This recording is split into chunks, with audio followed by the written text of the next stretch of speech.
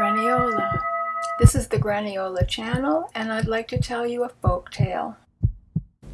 The fact that some of these stories are repeated again and again makes them good vehicles for teaching behavior, ways of behaving and adjusting to society.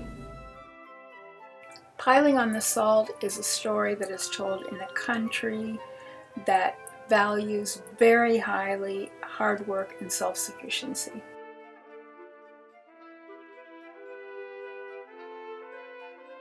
There was once a poor but hard-working widow who had one son. Although she loved him dearly and worked 2 separate jobs just so that they would have enough money to buy simple foods to eat and simple clothes to wear and to maintain their simple house, she never had any free time to play games with him, and certainly could never have given him a toy or bought enough food so that he could have a pet to keep him company. The boy was not a bad child, but he was a bit lazy and spent most of his day dreaming about the things he wished he had. If he never helped his mother with any chores, she didn't seem to mind because she knew he was happily imagining things he would like to have or to do. One day, the boy was slowly walking along in the park with his head down, kicking small stones along the path. He didn't notice when one of the pebbles shot out and hit the ankle of an old person who was sitting on a bench until she screeched, "Ouch!" He wasn't really an impolite child, but at that moment he was thoroughly concentrating on his own bad luck in being born poor and not having any of the things that he believed would make him happy. The woman, unlike the child, was someone who actually cared about other human beings, even if she did not know them personally. Maybe it was just because she was so old. Whatever the reason, the moment that the boy had lifted his face to look at her, she saw that he was very sad. When she asked him why he looked so downhearted, he answered that there were a great number of things that he would very much enjoy having, but because he and his mother were so poor, they barely had enough to eat. So he went without. "Ah, then no one has told you about the magpies," she said. The magpies didn't mean anything special to the youngster. The country he lived in was full of them, but no one paid them much attention. "Well, if you put salt on a magpie's tail and then very quickly make a wish, that wish will come true." "Wow, I can't believe it." "Well, believe it, but there's one small detail. If you don't say out loud what you are wishing for before 1 minute has passed, it can never come true." "Oh, that wouldn't be any problem at all. I don't have much else to think about apart from the things I wish I had." And saying this, he ran away without even a goodbye or a thank you to the old woman, because he was in a great hurry to go home and to get some salt. Once he had a pocket full of salt, he was feeling pretty optimistic. For 2 or maybe 3 hours, he happily chased after magpies, and while I mentioned his city was full of them, now that he was focused on finding one, he wished there were even more of them.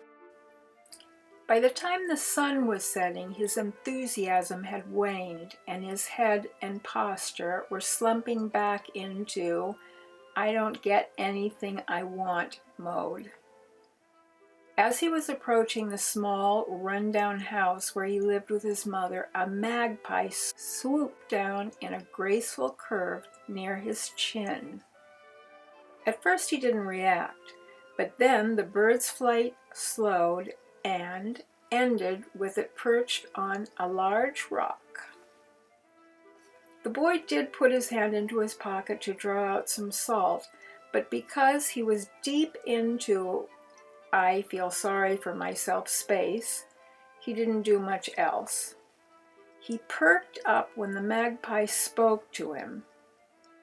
I thought that you were walking around with that salt in your pocket so that you could sprinkle it on somebody's tail and make a wish. The boy was taken by surprise, but he did have the wherewithal to nod his head up and down. Before he could really think things through, the little bird had flown off the rock out of his reach, but close enough that he could hear what she was saying.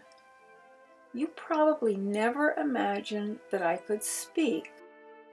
Again, only a nod. Well, I'm actually a princess. I am in need of a knife to tidy up my nails and to trim the split ends on my feathers. If you bring it to me, I will let you put salt on my tail. Again the boy nodded.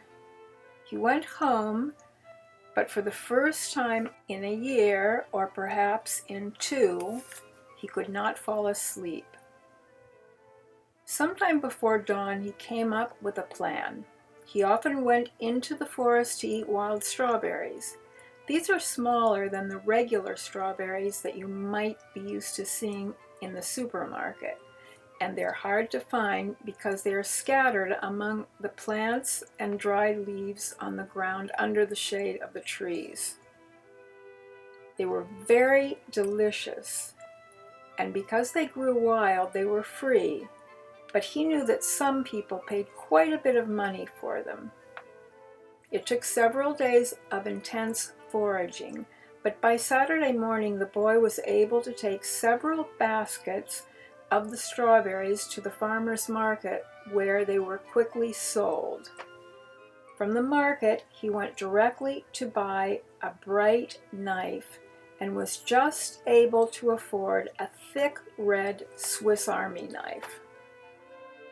It was early afternoon by the time that he returned to the rock where he had first seen the magpie princess, and she was sitting there, warmed by the sun. He held the knife out to her proudly. That knife is made for a Boy Scout, not a delicate princess like myself. Oh dear, worried the boy. Well, I can certainly go back for more fruit and then buy you a more refined knife. No, she shook her head. Don't bother. That was a silly thing to ask for. Instead, I would like to have a wagon. As a princess, I own a great many things. I really do need something to put these in so that I can take them from place to place with me. That night, the boy again had trouble sleeping. While he lay awake, he began planning. Now that he had a knife, he imagined that he could carve some toys to sell or to play with. Luckily, there were many trees near his home, and he could pick up all the wood he wanted for free. He started his new project the next morning, and although he had lots of ideas, he had no experience carving. In the beginning, he was frustrated with the results of his labor, but thinking about finally getting to put salt on the magpie's tail energized him. By the time Saturday rolled around, Saturday was the day they held an open market in his town's central plaza, he had quite a few very well-crafted toys, and with what he earned selling them, he was able to buy a very sturdy wagon. He headed straight for the spot where he had last seen the magpie. You will probably not be surprised by what she said, but he was. Do I look like a truck driver? Does that hunk of wood and metal seem like a vehicle fit to follow along and carry a princess and her possessions? The boy looked at the wagon that moments before had seemed awesome. He was at a loss for words. But shortly after, only seconds may have passed, or it could have been a minute or two, He said in an annoyed tone, "You are impossible to please." "Am I?" the magpie said haughtily as she cocked her head and then turned to fly away. "Well then, let's just forget all about this salt on the tail thing." "No, wait, I see what you mean. I can get something much better. A silver-plated SUV, perhaps." But she shook her head from left to right and from right to left. "Now that I really think about it, I can't imagine moving around with all of my stuff. It would be more appropriate for me to have a lovely cottage here in the woods surrounded by beautiful rose gardens. I guess we just can't make a deal. See you later." The boy was dumbfounded, but as she rose into the sky, he began to picture a perfect gabled cottage surrounded by a white picket fence and a variety of brightly colored flowers. By this time he had become well known for the excellently crafted toys and furniture that he made and marketed. Of course it took some weeks or perhaps months, but he finally had built the perfect cottage right near the huge rock that the magpie had always rested upon when she spoke to him.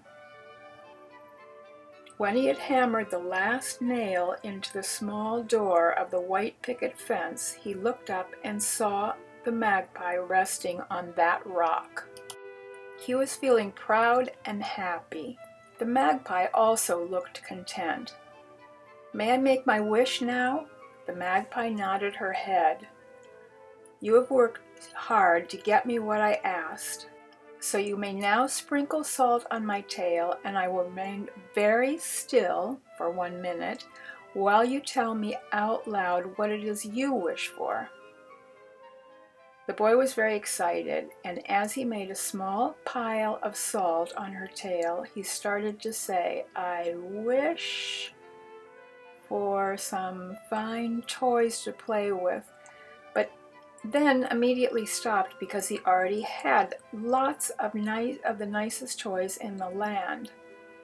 He visualized the Swiss Army knife that he had used in carving them and thought back to a time when he had desired to have such a knife.